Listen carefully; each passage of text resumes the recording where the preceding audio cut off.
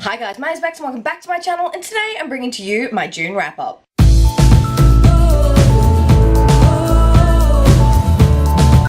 June has been and gone, and I had a pretty average reading month, if I'm going to be honest. I did not read as many books as I wanted to. However, I'm pretty happy with some of the books that I did read. So in the month of June, I read a total of 3 books, which come to a total of 1,073 pages. I read 1 contemporary, 1 historical fiction, and 1 fantasy, and 2 of these were physical books and 1 of them was an audiobook. So I'm still going quite well on track with my 1 audiobook a month.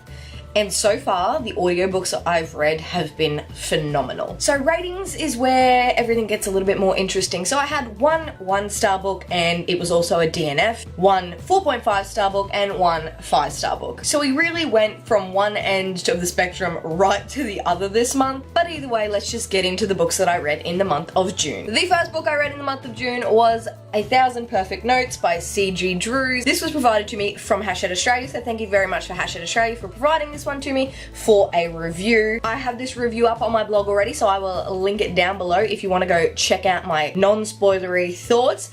But I gave this book a 4.5 out of 5 stars, and it was absolutely phenomenal. I'm not a big contemporary reader, so you will be absolutely shocked to hear that I really loved this book. It was beautiful, it was heartbreaking, and it was absolutely stunning read, and I'm so excited that I got to review this one for you guys. It does have a few trigger warnings, so of course keep that in mind before you go picking up this one, even though I highly recommend it. It has trigger warnings for domestic violence, abuse, and thoughts of self-harm, so of course before going into this one, remember to take care of yourself. This one I highly recommend. C.G. Drews is actually Paper Fury. She is a blogger, and of course I love supporting the blogging community as well, and this book was a perfect way to start. It follows a guy named Beck whose mother was once a famous pianist, and now she lives out her shattered dreams through Beck. He is forced to play the piano until his fingers are bleeding, and Beck is truly and utterly broken. And then August comes into his life, and August is fun and free and stubborn, and she never gives up. This is a story about August and Beck meeting, and it's Beck's story, and it's a story of hope, and it's beautiful,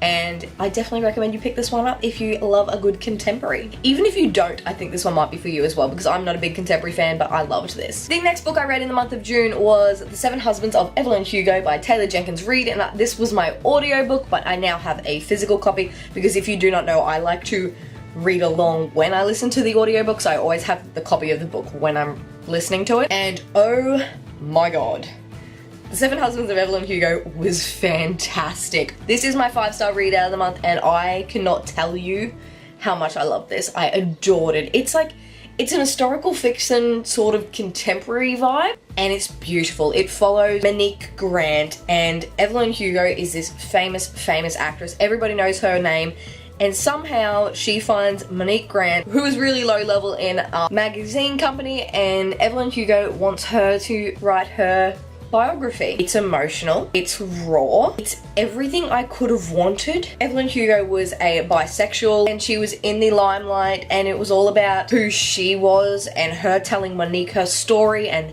how their stories intertwine. But all in all, I cannot stop raving about this. Evelyn Hugo was an amazing character to follow, and I absolutely adore her, and I absolutely adored how Taylor wrote this novel and how connected I felt to all of the characters. I was gripped from the start to the finish, and it was emotional, entertaining, and also beautifully written. So I highly recommend this one. I definitely recommend it on audiobook too if you're into audiobooks. It was fantastic to listen to. It's a great story, and probably one of my favorites of the year so far. And last but not least, the last book I read in the month of June was my 1-star read and was my DNF, and that is Godblind by Anna Stephens. This is the quarterly book club book pick for summer.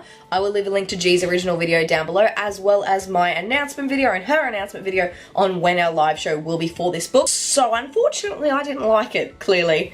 I'm not going to go too in-depth with my thoughts at the moment, because this will be in our live show in August, but it was an interesting read. It basically follows the Mercies, who worship the bloodthirsty red god, and they were exiled from Rilpor 1,000 years ago, and they think it's time to rise up. So this is their story about rising up. I believe there's more books in this series. This is definitely not the first one.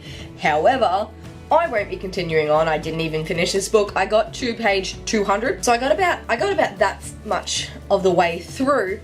However, there are 10 perspectives.